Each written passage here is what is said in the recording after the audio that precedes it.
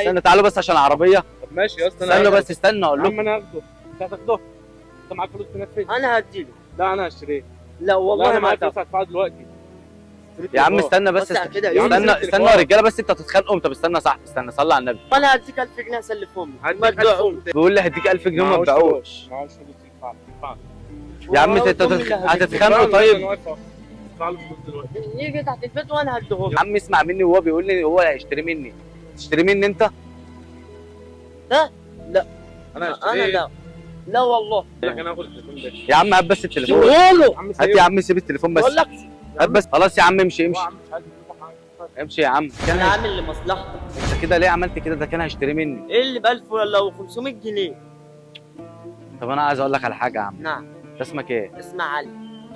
ماشي يا علي. يا عمرو عايز اقول لك اصلا ان الراجل ده معانا اصلا في فريق العمل